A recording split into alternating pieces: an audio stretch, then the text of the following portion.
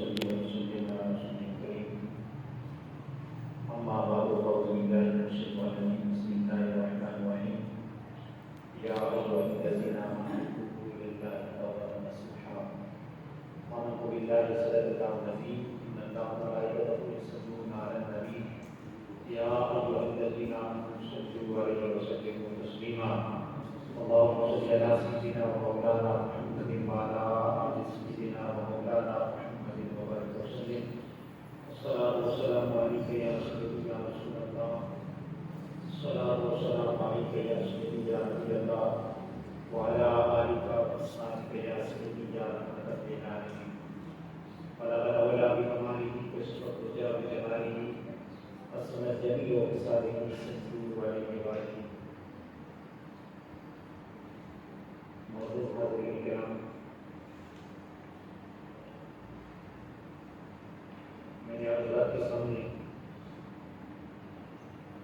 قرآن کریم کو قرآن حمید میں سے آیت مبارکہ کا ایک حصہ تلاوت کیا۔ اللہ کریم ارشاد فرماتا ہے یا ایھا الذین آمنوا توبوا الی اللہ توبۃ نصوحا، اے ایمان والو توبہ کرو تو نصیحت والی توبہ کرو۔ انسان اگر اس کے لفظ پر انسان غور کرے تو بعض مفسرین کرام لکھتے ہیں اس کا معنی ہی نسیان یعنی کہ بھولنا ہے۔ جو بھی انسان ہے اللہ رب العزت نے جس انسان کو بھی پیدا کیا ہے اس سے گناہ ہو جاتا ہے،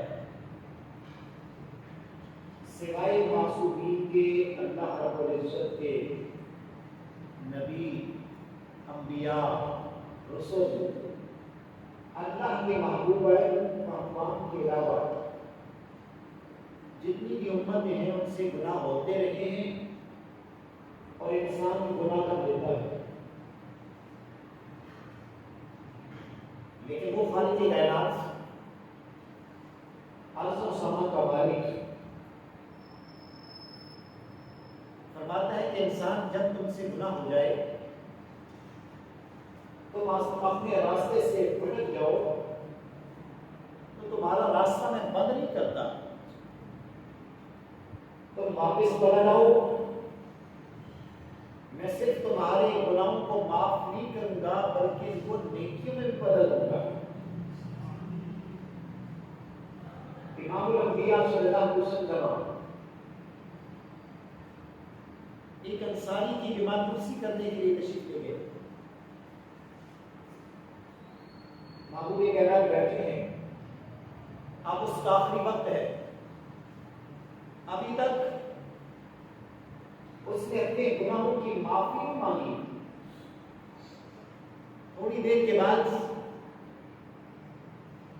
امام الانبیاء صلی اللہ علیہ وسلم مسکرائے اور چند ہی لمحے کے بعد اس کی روح قبض کر دی گئی، دنیا سے انتقال کر گیا۔ صحابہ نے عرض کی یا رسول اللہ صلی اللہ علیہ وسلم، وہ انصاری اس دنیا سے جا رہا تھا لیکن اب اس کا کچھ ٹائم باقی تھا، کچھ لمحات باقی تھے، اور وہاں آپ مسکرائے، کیا وجہ تھی؟ تو امام الانبیاء صلی اللہ علیہ وسلم نے فرمایا کہ میرے صحابہ جب اس کی روح کو قبض کیا جا رہا تھا اس نے اپنے گناہوں کی معافی نہیں مانگی تھی، آپ کی اپنی زبان حال سے بول بھی نہیں سکتا تھا، لیکن اس نے دل ہی دل کے اندر اللہ رب العزت سے اپنے گناہوں کی معافی مانگ لی، رب سے توبہ کر لی، اللہ رب العزت نے اسے معاف کر کے اسے اس کے گناہوں کو بخش دیا ہے۔ تو جب اس نے توبہ کی تو میں مسکرایا۔ امام الانبیاء صلی اللہ علیہ وسلم کی بارگاہ میں جبریل امین آتے ہیں، آپ بھی کہنا پوچھتے ہیں کہ جبریل میرا امتی اپنے گناہوں کی اپنے موت سے کتنا عرصہ پہلے وہ معافی مانگے گا تو اللہ رب العزت اس کے گناہوں کی معافی قبول کرے گا۔ اللہ رب العزت نے فرمایا کہ محبوب تمہارا امتی مرنے سے 1 سال پہلے اگر اپنے گناہوں سے توبہ کرے گا اس کی توبہ قبول کر لی جائے گی۔ امام الانبیاء صلی اللہ علیہ وسلم نے عرض کی یا اللہ عز و جل یہ وقت بہت زیادہ ہے۔ رب کائنات نے فرمایا کہ محبوب آپ کا امتی مرنے سے 1 مہینہ پہلے توبہ کرے گا اس کی توبہ قبول کر لی جائے گی۔ اللہ کے محبوب نے عرض کی الہ العالمین یہ بھی وقت زیادہ ہے۔ پھر اللہ رب العزت نے فرمایا کہ محبوب تمہارا امتی مرنے سے 1 ہفتہ پہلے توبہ کر لے اس کی توبہ قبول کر لی جائے گی۔ امام الانبیاء صلی اللہ علیہ وسلم نے عرض کی اے جبریل یہ بھی وقت بہت زیادہ ہے۔ اللہ رب العزت نے فرمایا کہ جبریل جا میرے محبوب سے کہہ دو کہ میرے محبوب آپ کا امتی ساری زندگی گناہ کرتا رہا، ساری زندگی اپنے من کی مرضی سے چلتا رہا، اب وقت بھی قریب آ گیا، اب اس کی روح کو قبض کیا جا رہا ہے، اب اس کی روح کو سینے تک نکال دیا گیا۔ اگر وہ بول نہیں سکتا، اگر دل ہی دل میں اپنے گناہوں کی معافی مانگ لے گا تو تمہارا رب اس کی گناہوں کی بھی معافی قبول کر لے گا۔ تو امام الانبیاء صلی اللہ علیہ وسلم نے فرمایا کہ میرے امتی کو ہے کہ اگر مرنے سے چند گھڑیاں پہلے اللہ رب العزت کی بارگاہ میں جب وہ اپنے گناہوں کی معافی مانگ لے گا تو رب کائنات اس کے گناہوں کو بخش دے گا اور قیامت والے دن وہ اس حال میں اٹھے گا کہ اس کے گناہوں کو ختم کر دیا جائے گا۔ تو امام الانبیاء صلی اللہ علیہ وسلم نے فرمایا بلکہ اللہ رب العزت کا اعلان ہے قرآن کریم کے اندر ان اللہ یحب التوابین ویحب المتطہرین، کہ میرا رب تو وہ ہے جب انسان گناہ کرتا ہے، گناہ کر کے رب کی بارگاہ میں آ جاتا ہے، جب اپنے اللہ کے حضور اپنے گناہوں کو سامنے رکھ کر رب کی بارگاہ میں توبہ کرتا ہے تو اللہ رب العزت فرماتا ہے یہ مجھے بندہ بہت پسند ہے۔ ان اللہ یحب التوابین، بے شک رب پسند کرتا ہے، اللہ پسند کرتا ہے توابین جو توبہ کرنے والے لوگ ہیں، وَيُحِبُّ الْمُتَطَہِّرِينَ ان کو پسند کرتا ہے کہ جو صاف رہتے ہیں، صاف ستھرے رہتے ہیں، پاک رہتے ہیں۔ تو رب کائنات کے اللہ رب العزت نے اپنا جو بندہ اللہ رب العزت کا ہے رب کو بڑا پیارا ہے۔ ایک ماں اپنے بچے کے ساتھ بڑی محبت کرتی ہے، بڑا پیار کرتی ہے۔ اگر سردیوں کی رات ہوتی ہے، بستر گیلا ہو گیا، وہ خود تو گیلے بستر پر لیٹ جاتی ہے، اپنے بچے کو اپنے سینے پر لٹا دیتی ہے کبھی میرے بیٹے کو سردی نہ لگ جائے، خود تو بھوکی رہ کر اپنے بچے کو کھانا کھلا لیتی ہے، خود تو گرمی سہ کر پھر بھی اپنے بچے کو گرمی سے بچا لیتی ہے۔ بچی کی محبت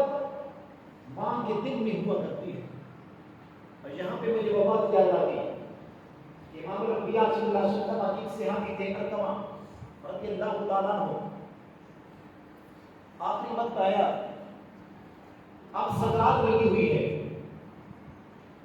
لیکن ان پیارے صحابی کی روح نہیں نکل رہی۔ امام الانبیاء صلی اللہ علیہ وسلم کی بارگاہ میں عرض کی گئی یا رسول اللہ صلی اللہ علیہ وسلم آپ کا صحابی ہے ارقمہ، सकरात लग चुकी है, रूह परवास नहीं होती। इमाम अल-अंबिया सल्लल्लाहु अलैहि वसल्लम ने फरमाया कि मुझे बताया जाए उसके वालिदैन जिंदा हैं। अर्ज की गई या रसूलुल्लाह सल्लल्लाहु अलैहि वसल्लम उसकी वालिदा जिंदा है। मेरे महबूब ने अलकमा की वालिदा को बुलाया, फरमाया अलकमा की माँ बता तू अपने बेटे पर राजी है या नाराज है? अर्ज करने लगी इस पे राजी हूँ नाराज हूँ।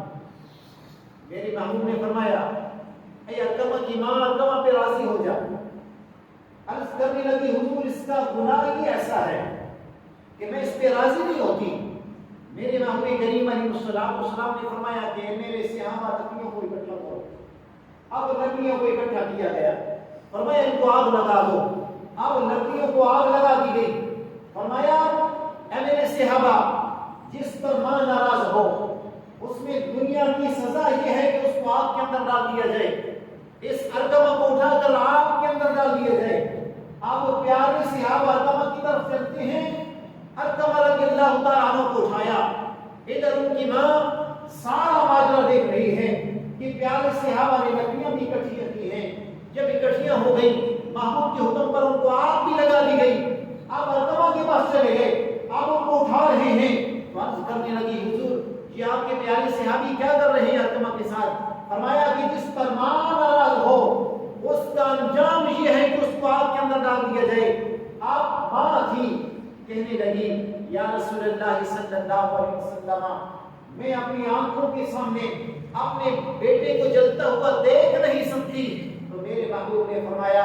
ऐ अलकमा की मां अगर देख नहीं सकती तो फिर अल्लाह को माफ कर दे। तो कहने लगी हुजूर मैंने माफ किया। ये है मां की मोहब्बत कि बेटे की तकलीफ मां नहीं देख सकती, बेटे को जलता हुआ मां नहीं देख सकती। ये है मां की मोहब्बत अपने बेटे के लिए, अपनी औलाद के लिए। लेकिन अल्लाह फरमाता है, इमाम अल-अंबिया फरमाते हैं कि रब अपने बंदे से 70 माओं से ज्यादा भी मोहब्बत और प्यार करता है। तो इंसान जिस वक्त भी अल्लाह रब्बुल इज्जत की बारगाह में आ जाए, चाहे उसने अपनी जिंदगी के सालों साल गुजार दिए हैं, उसकी उम्र 30 साल गुजर गई गुनाहों में, 35 साल 50 साल उसने गुनाहों में गुजार दिए, लेकिन आज अल्लाह रब्बुल इज्जत को हदायत से दे रहा है। अब वो तौबा करना चाहता है, अब रब से सुना करना चाहता है। तो जब रब की बारगाह में आता है, इमाम अल-अंबिया फरमाते हैं अपने सच्चे दिल के साथ अपने रब की बारगाह में तौबा करता है। अल्लाह रब्बुल इज्जत उसके 30 साल की गुनाहों को नहीं देखता, 40 साल की गुनाहों को नहीं देखता, 50 साल की गुनाहों को नहीं देखता, बल्कि उसके वो अल्फाज जो उसकी जुबान से निकलते हैं, वो नदामत के आंसू जो उसकी आंख से निकलते हैं, वो नदामत का चेहरा जो रब की बारगाह में लेकर बैठा है, रब उनको देखकर उसके सारे गुनाहों को माफ फरमा देता है। हज़रत मूसा अलैहिस्सलाम की बारगाह में एक शख्स आता है, गुनाह करता है, फिर तौबा कर लेता है, फिर गुनाह कर लेता है, फिर तौबा कर लेता है। अब मूसा अलैहिस्सलाम अल्लाह रब्बुल इज्जत से हम कलाम होते हैं। जब हम कलाम हुए तो अल्लाह रब्बुल इज्जत ने फरमाया कि मूसा जा मेरे उस बंदे से कह दो, अब अगर तूने तौबा को तोड़ा तेरी तौबा कबूल नहीं होगी। हज़रत मूसा अलैहिस्सलाम ने उस अल्लाह रब्बुल इज्जत के बंदे के पास चले गए, फरमाया मैं तेरा रब कह रहा है अगर अब तूने तौबा को तोड़ा फिर तेरी तौबा कबूल नहीं होगी। कुछ दिन गुजरे, फिर तौबा उसमें से टूट गई, गुनाह हो गया। अब अल्लाह रब्बुल इज्जत का पैगाम था अब तेरी तौबा कबूल नहीं होगी। तो वो जंगल बयाबान में निकल गया, वहां सहरा में जाकर अल्लाह रब्बुल इज्जत के हुजूर अपनी जमीन न्याज को झुका दिया, अपने सर में मट्टी डाल रहा है और अर्ज कर रहा है कि मौला मैं तेरा बंदा हूं, तू मेरा रब है, अगर मेरी तौबा को कबूल नहीं करना, मेरे गुनाहों की माफी अगर मुझे नहीं मिलनी, तो फिर पूरी कायनात में जितने भी इंसान हैं सारों के गुनाह मेरे पलड़े में डाल مجھے دنیا میں بھی سزا دے دے۔ اب یہ اللہ رب العزت کی بارگاہ میں پکار رہا ہے کہ مولا کریم میں تو بندہ ہوں، تیری رحمت وسیع ہے، لیکن تیری بارگاہ میں آ کر توبہ کی، گناہ ہو گیا، پھر توبہ توڑ دی، پھر گناہ ہو گیا۔ مولا کریم میں تو بندہ ہوں، تو میرا رب ہے، تو میرا خدا ہے۔ آپ یہ آہوزاری کر رہا تھا۔ اللہ رب العزت نے موسیٰ علیہ السلام کو فرمایا، اے موسیٰ میرا بندہ فلاں جگہ پر بیٹھ کر میری بارگاہ میں آہوزاری کر رہا ہے، اس سے توبہ پھر ٹوٹ گئی، پھر گناہ کر بیٹھا، یا میرا پیغام اس کو دے دے کہ اے میرے بندے تو میرا بندہ ہے، میں تیرا رب ہوں، اگر تو 1000 بار بھی توبہ کو توڑ کر میری بارگاہ میں جب بھی آئے گا تو مجھے سچے دل کے ساتھ پکارے گا، میں تیرے گناہوں کو معاف کر دوں گا۔ وہ میرا رب ہے۔ انسان جتنا بھی سیاہکار ہو، جتنا بھی گناہ گار ہو، کہ جب اللہ رب العزت کی بارگاہ میں آ جاتا ہے تو اللہ رب العزت اس کے گناہوں کی طرف نہیں دیکھتا، اپنی رحمت کے ساتھ اس کے گناہوں کو ختم کر دیتا ہے۔ لیکن آج دنیا کے اصول بدل گئے ہیں، ہماری زندگی بدل چکی ہے، ہمارے رہن سہن کے طور طریقے بدل چکے ہیں، ہماری وہ نظریں جو پاک ہوا کرتی تھی وہ بدل چکی ہیں، ہماری وہ زبانیں کہ جن سے پاکی الفاظ نکلا کرتے تھے وہ بدل چکے ہیں۔ لیکن علماء لکھتے ہیں کہ کسی کو شہید دیکھ کر، کسی کے کپڑوں کو کم دیکھ کر، پھٹے پرانے کپڑوں کو دیکھ کر تم حقارت کی نظر سے اس کو نہ دیکھنا، کسی کے غریب کو دیکھ کر اسے ایک سائڈ پہ نہ کر دینا، اور کسی جائیداد والے کو، کسی پیسے والے کو دیکھ کر اسے عزت نہ دے دینا۔ اس لیے تمہیں کیا پتا ہے کہ تمہاری نظر کے اندر وہ بندہ جو غریبی کے عالم میں رہتا ہے، جس کو صبح کا ملتا ہے شام کو نہیں ملتا، شام کو ملتا ہے صبح کا نہیں ملتا، جو ایک ایک کپڑوں کے اندر، جوڑے کے اندر ایک ایک مہینہ، ایک ایک ہفتہ گزار دیتا ہے، دوسرا جوڑا اسے پہننے کے لیے نہیں ملتا، تمہیں کیا پتا کہ رب کی نظر میں وہ اتنا بلند ہو کہ اس کی زبان سے جو نکل جائے وہ اللہ رب العزت وہی اسے اللہ رب العزت کو پسند ہو اور وہ ہو کر ہوئے۔ کوئی ایسا بندہ کہ آپ کی نظر میں وہ بڑا اچھا ہے، آپ کی نظر میں بڑا پاکیزہ ہے، آپ کی نظر میں وہ بڑے اللہ رب العزت کی بارگاہ میں جھکنے والا ہے، لیکن تمہیں کیا پتا ہے کہ رب کی نظر میں وہ ایک غریب آدمی سے بھی ایک تنکے کے برابر رب کی بارگاہ میں اس کی قیمت نہ ہو۔ ضرورت اس بات کی ہے کہ ہم معاشرے کے اندر ایسی خرافات میں چل چکے ہیں کہ جس کے پاس کوئی چیز ہو ہم عزت بھی اسے دیتے ہیں، جس کے پاس ہاتھ میں ڈنڈا ہو ہم عزت بھی اسے دیتے ہیں، جس کی جائیداد زیادہ ہو آج دنیا کا اصول بن چکا ہے ہم اسے عزت دیتے ہیں۔ لیکن پرہیزگار ہو، راتوں کو اٹھ کر اللہ رب العزت کی عبادت کرنے والا ہو، اللہ رب العزت کا کلام اس کے سینے میں ہو، لیکن ہم اسے کچھ نہیں سمجھتے۔ یہی تو امام الانبیاء صلی اللہ علیہ وسلم نے نشانی بتائی تھی قیامت کی، کہ قیامت کے نزدیک بندے ہوں گے اور وہ لوگ اتنے بڑے بڑے گناہ کریں گے، کبیرہ کبیرہ گناہ کر کر ان کو کوئی گناہ نظر نہیں آئے گا، اور امام الانبیاء صلی اللہ علیہ وسلم کے غلاموں محبوب کائنات صلی اللہ علیہ وسلم نے فرمایا تھا کہ بندہ جتنا بھی سیاہکار ہو، گناہ گار ہو، جب رب کی بارگاہ میں آ جاتا ہے تو اللہ رب العزت اسے ایسے نہیں بھیجتا بلکہ اس کی ہر دعا کو قبول فرماتا ہے۔ اور یہ بھی امام الانبیاء صلی اللہ علیہ وسلم کی حدیث مبارکہ ہے کہ آج دنیا میں ہم دعا کرتے ہیں لیکن بظاہراً وہ دعا ہمارے سامنے نہیں آتی قبولیت کے طور پر، ہم کوئی چیز مانگتے ہیں ہمیں ملتی نہیں ہے، ہم کسی چیز کا اللہ رب العزت کی بارگاہ میں تقاضا کرتے ہیں لیکن وہ ہمارے سامنے نہیں آتی، دنیا میں ہمیں نفع نہیں پہنچتا۔ تو امام الانبیاء فرماتے ہیں کہ رب جب انسان اللہ رب العزت کی بارگاہ میں سچے دل کے ساتھ آ جاتا ہے، رب ان کی کوئی دعا کو رد نہیں کرتا بلکہ اس کے حق میں جو بہتر ہوا کرتی ہے وہ اسے عطا کر دی جاتی ہے. جو اس کے حق میں بہتر نہ ہو تو وہ کل قیامت والے دن اسے اس دعا کے بدلے کو صلہ دیا جائے گا. جب نام اعمال اسے دیا جائے گا وہ عرض کرے گا کہ مولا کائنات یہ نیکی میں نے نہیں کی, یہ اعمال میں نے نہیں کیے, لیکن میرے نام اعمال میں درج ہے. تو اللہ رب العزت فرمائے گا تو نے تو نہیں کی, لیکن فلاں جگہ پر فلاں دن پر تو نے دعا مانگی تھی, لیکن وہ تیرے حق میں کب تیرے حق کے اندر صحیح نہ تھی, لہذا اس وقت میں نے تمہیں وہ صلہ نہ دیا, بلکہ آج قیامت والے دن اس کا صلہ اور بدلہ تمہیں ادا کر رہا ہے. اللہ رب العزت نے اپنے بندوں سے بڑی محبت کرتا ہے, بڑا پیار کرتا ہے, لیکن ہم بھٹکے ہوئے ہیں. ہم نہ نماز کے عادی بن چکے, نہ اللہ رب العزت کا کلام ہم پڑھتے ہیں, نہ امام الانبیاء صلی اللہ علیہ وسلم کی سنت پہ عمل کرتے ہیں. اور ضرورت اس بات کی ہے کہ آج ہم ایک ہو جائیں,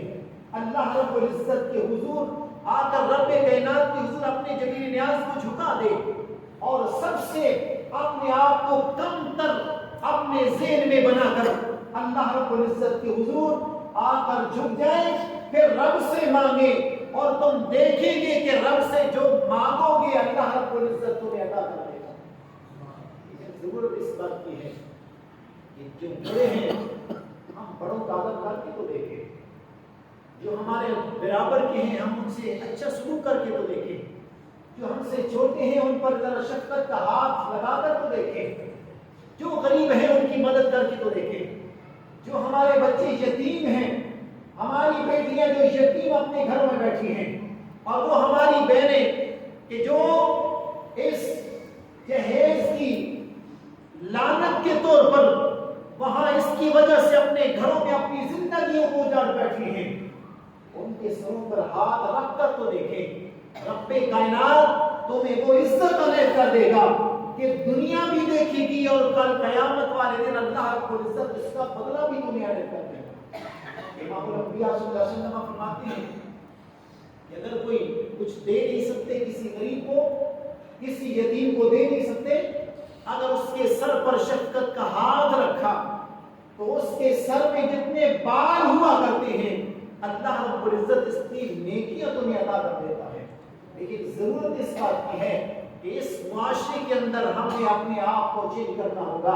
اپنے آپ کو جو ہے وہ تبدیل کرنا ہوگا, ہمیں وہ زندگی گزارنی ہوگی جو اللہ رب العزت کے احکامات ہیں, ہمیں وہ زندگی گزارنی ہوگی کہ جو امام الانبیاء صلی اللہ علیہ وسلم کی حدیث کے مطابق ہے, پیارے محبوب کی سیرت کے مطابق ہے. ہم کبھی فرعون بن کر نہ بیٹھ جائیں, ہم کبھی اپنے حامان بن کر اپنی دولت پہ نہ بیٹھ جائیں, بلکہ محبوب کائنات صلی اللہ علیہ وسلم فرماتے ہیں یہ جو تمہارے پاس جتنا زیادہ مال آ چکا ہے اس میں غرباء کا بھی حصہ ہے, اس میں یتیموں کا بھی حصہ ہے, اس میں تمہارے رشتہ داروں کا بھی حصہ ہے, اس میں تمہارے بیٹوں کا بھی حصہ ہے, اس میں تمہاری بیوی کا بھی حصہ ہے, اس میں تمہارے رشتہ داروں کا بھی حصہ ہے. لیکن محبوب کائنات فرماتے ہیں کہ وہ مال جو تم جمع کر کر کے اپنے پاس رکھتے ہو کل قیامت والے دن یہی تمہارا گلے کا توق بن جائے گا, یہی انتہا بن کر تمہارے گلے میں کاٹے گا اور وہ تم دوڑو گے. اور جب پوچھے قیامت والے دن پوچھیں گے کہ مولا کائنات یہ کیا چیز ہے جو میرے گلے میں پڑ رہی ہے, میرے پیچھے لگی ہوئی ہے, تو اللہ رب العزت کی طرف سے آواز آئے گی اے انسان تمہارا یہی تو مال تھا جو میں نے تجھے عنایت کیا تھا, تو گن کر رکھا کرتا تھا, نہ تو نے اس میں سے زکات ادا کی ہے, نہ تو نے غریبوں کی اس میں مدد کی ہے, نہ تو نے اپنے رشتہ داروں کو دیا ہے, نہ اپنے بیٹوں کو صحیح معنوں میں ان میں برابری کے حق پر تو نے تقسیم کیا ہے. آج پتہ کیا ہے, آج یہ بات کرتا ہوں, آج عدالتوں میں جائیں سب سے زیادہ دیوانی کے کیس ملتے ہیں اور ان کیسوں کے اندر ہماری زندگیاں چلی جاتی ہیں. ان میں بنیادی وجہ یہ ہے کہ والد اپنی جائیداد کی صحیح تقسیم اپنی زندگی میں اپنے بیٹوں اور بیٹیوں میں نہیں کر کے جاتا ہے. اگر انسان اپنی زندگی کے اندر اپنی جائیداد اپنے بیٹوں اور بیٹیوں میں اپنی اولاد میں تقسیم کر کے برابر چلا جائے, جس طرح شریعت کہتی ہے، تو یہ اللہ رب العزت کے حضور بھی سرخرو ہو جائے، اور یہ ہمارے آپس کے بہن بھائیوں کے وہ بہن بھائی جب چھوٹے ہوتے ہیں تو ایک ٹافی ملتی ہے وہ بھی آدھی آدھی کر کے کھا لیتے ہیں، لیکن آج بڑا ہونے کے باوجود وہ ایسے دور چلے جاتے ہیں ان کیسز کی وجہ سے کہ ایک دوسرے کا منہ دیکھنے کے قابل نہیں رہتے۔ وجہ یہ ہے کہ ہم شریعت سے دور ہو چکے ہیں۔ ضرورت اس بات کی ہے کہ اللہ رب العزت کے محبوب کریم علیہ السلام کی سنت کی عمل کیا جائے، اور اللہ رب العزت کے حضور اپنے گناہوں کی معافی مانگی جائے۔ اللہ رب العزت سے دعا ہے کہ العالمین ہمیں اس کے عمل کرنے کی توفیق عطا فرمائے۔